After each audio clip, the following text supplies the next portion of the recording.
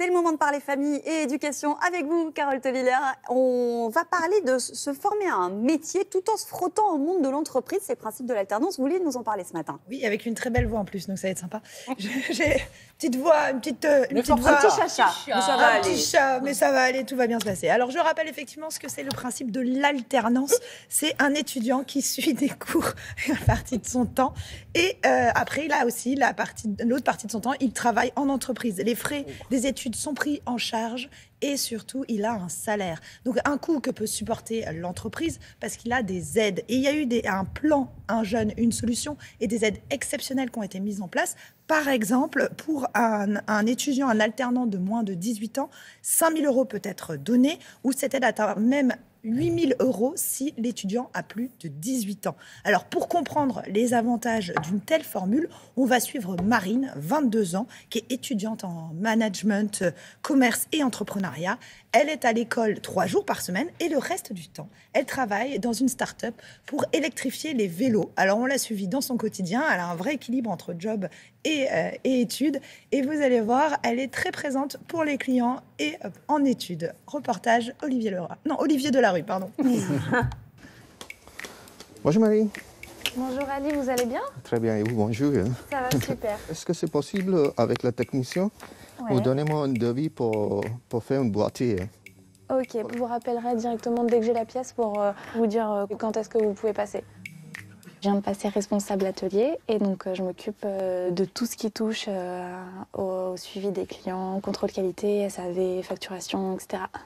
Marine n'a pas un poste comme on peut retrouver dans certaines boîtes où elle va faire de la photocopie. Elle gère notre boutique parisienne, donc c'est hyper important et elle a un rôle vraiment clé dont on ne peut pas se passer. Ok, Et ça me va. j'ai fini 2 batteries. L'alternance, c'est quand même le moyen le plus efficace pour être formé rapidement, avoir un pied dans le monde de l'entreprise.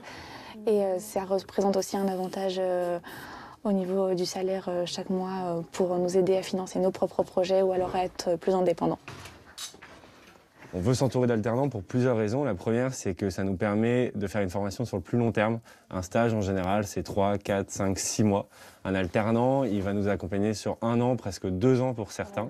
Ce qui fait que comme nous, on vend des produits qui sont techniques, qui sont hyper innovants, ça nous permet quand même d'avoir une formation beaucoup plus longue et un accompagnement. Il faut désélectrifier ce vélo pour électrifier celui-ci. C'est des jeunes qui sont motivés, ils ont fait le choix justement de ne pas faire que des études et de s'impliquer au quotidien dans une entreprise. Donc pour moi, c'est aucun risque, c'est que bénéfique.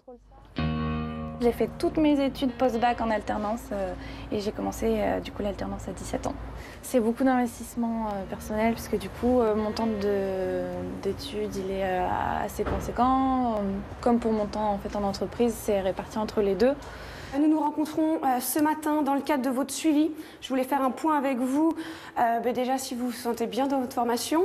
Effectivement, c'est ce qui me convient. Donc la partie commerce, le management et surtout l'entrepreneuriat, c'est surtout ce point-là qui me tient vraiment à cœur dans ce domaine d'études. On a eu une vraie augmentation des inscriptions depuis 2 ans, hein, vraiment. On a des élèves qui ont envie de se lancer dans l'alternance. Donc on essaye de monter des formations qui sont demandées par le milieu des entreprises et qui ont un réel intérêt aussi pour nos apprentis. Et Marine a un projet d'entreprendre, une envie de créer un projet, de créer son entreprise. Et donc je pense que ça a vraiment du sens, en tout cas pour elle, pour nous, en tout cas de l'avoir recrutée. J'ai un projet d'entreprise de création de jeux de société pour dyslexiques. Étant moi-même dyslexique, c'est quelque chose qui me tient à cœur. Ce serait pour du coup aider ces personnes d'une manière plus ludique avec des jeux de société et avoir un peu plus de représentation.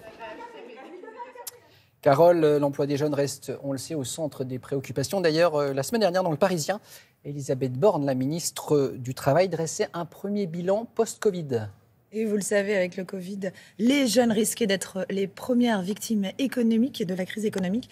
Alors, une aide a été débloquée et c'est l'heure du bilan. Les chiffres sont bons, 718 000 contrats signés en 2021, c'était 300 000 en 2017. Donc l'alternance a clairement été plébiscitée par les entreprises. Au total, c'est 4 milliards d'euros d'aides attribuées aux entreprises pour l'embauche d'un alternant, ce qui permet donc à Elisabeth Borne de se réjouir d'un taux de chômage au plus bas pour les jeunes depuis 2008. À noter que 6 jeunes sur 10 ont trouvé un emploi à la sortie dans les 6 mois à la fin de leur apprentissage. Si vous avez envie de vous pencher sur cette formule de l'alternance, je vous invite bien entendu à consulter le site Un jeune, une solution du gouvernement.